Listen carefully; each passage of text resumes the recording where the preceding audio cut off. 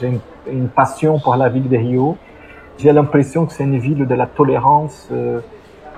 J'ai l'impression que c'est pas tout à fait ça non plus. Alors, parfois, la déception fait partie aussi de cet amour, hein, je dirais.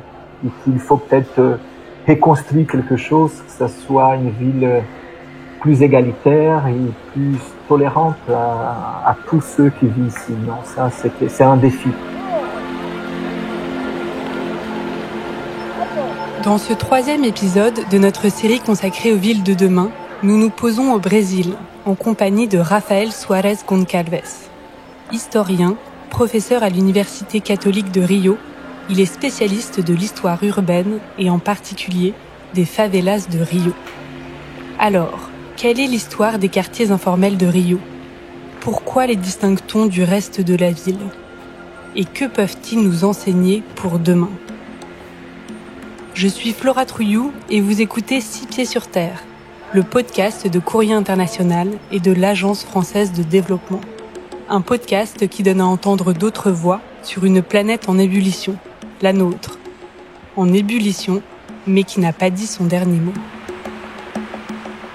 Je crois que la beauté de Rio, c'est un site géographique vraiment très particulier, avec une baie extrêmement fermée, avec plusieurs chaînes de montagnes. Certaines touchent plus de 1000 mètres. Il y a énormément de marécages, de lagunes et des plages magnifiques.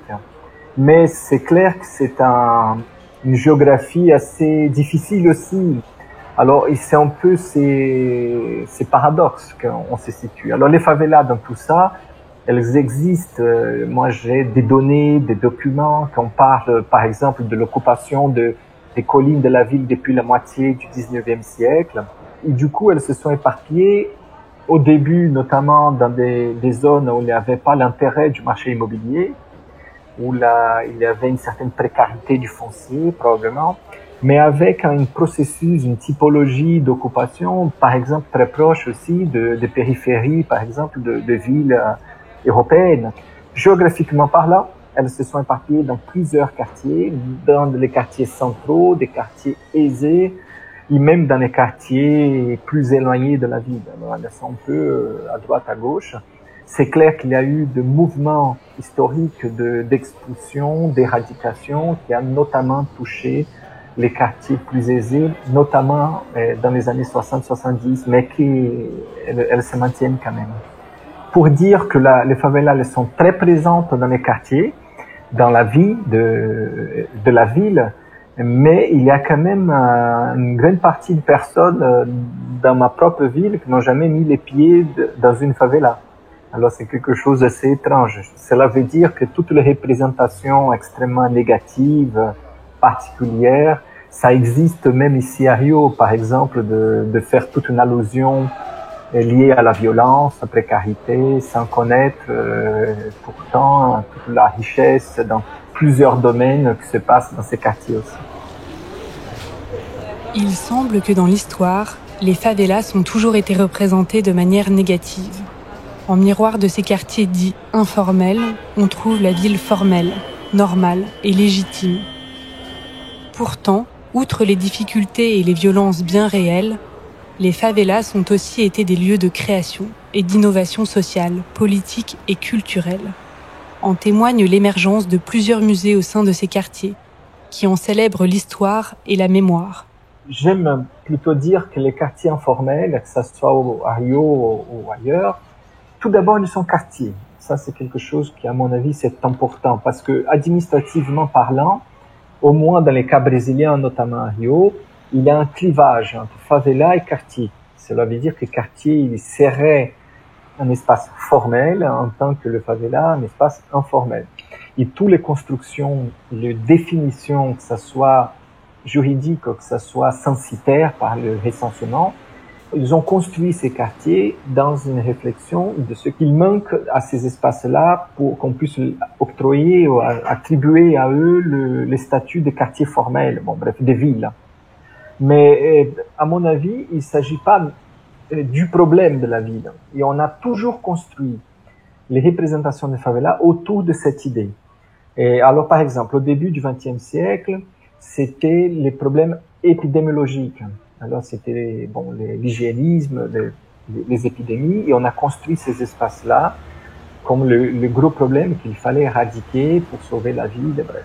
Aux années 40, aux années 50, il y avait très fortement l'idée de la marginalité, de théorie de la marginalité, de la culture de la pauvreté, et aussi liée à l'idée d'un danger social. Après, à partir des années 80, des années 90, on emploie notamment la question de la violence urbaine. Et c'est clair, mais pour dire, actuellement, c'est très forte l'idée de la violence, mais c'est une construction depuis 4 décennies. Il ne s'agissait pas de la même chose aux années 50-60. Il n'y avait pas cette représentation extrêmement forte. Je crois que les quartiers, ils savent s'organiser dans ces contextes limites. Là, j'emploie une expression de Marisa Cunha, c'est une historienne de la Fondation de la Santé de Rio.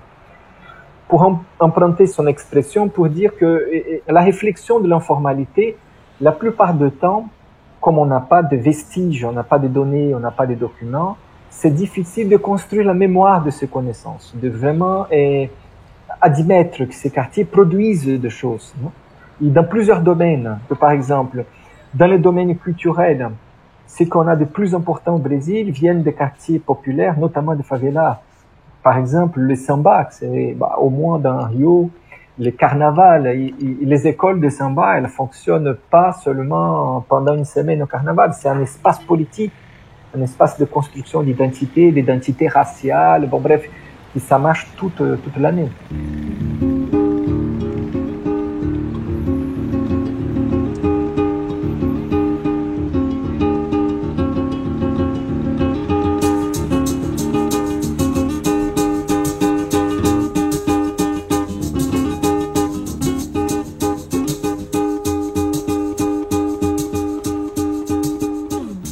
Depuis 2 ans, la pandémie de Covid-19 a douloureusement touché le Brésil, avec plus de 600 000 morts, dont 35 000 seulement à Rio. Mais la crise sanitaire a aussi révélé la puissance de la société civile dans les favelas. Habitués à s'auto-organiser pour pallier l'absence de l'État, les habitants des quartiers populaires ont fait preuve d'une grande solidarité. Ils ont distribué de l'aide alimentaire, confectionné des masques et organisé la diffusion des informations. Pour Rafael Suárez Goncalves, il faut changer nos représentations. À mon avis, si on entre dans les favelas pour résoudre un problème, on ne va pas comprendre que l'informalité, dans plusieurs domaines, elles ont joué un rôle de solution pour plusieurs familles.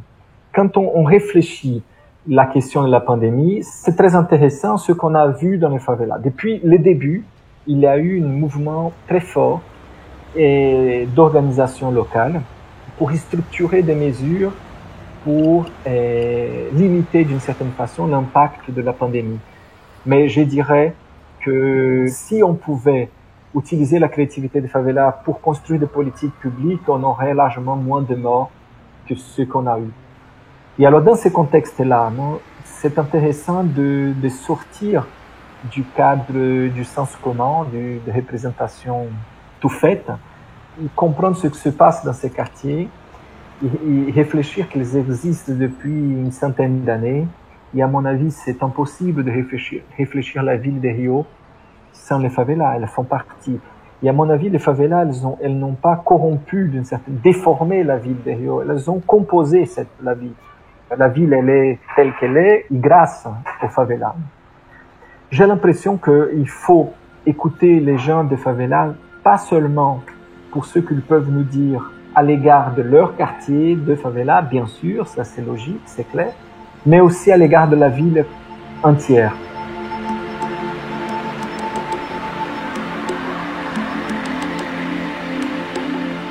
Vous venez d'écouter 6 pieds sur terre, un podcast coproduit par Courrier International et l'Agence française de développement. N'hésitez pas à vous abonner sur la plateforme où vous aimez écouter vos podcasts. Cet épisode a été réalisé par Antoine Dabrowski. La musique est signée Lions Drum, tirée de son album Cagabas. Quant à moi, je vous donne rendez-vous pour le prochain épisode de notre série consacrée aux villes de demain. nous partirons à la rencontre de la géographe Christine Cabassé. Elle nous racontera l'histoire de Jakarta, la capitale de l'Indonésie, menacée par la montée des eaux. Une ville en sursis, mais qui n'a pas dit son dernier mot.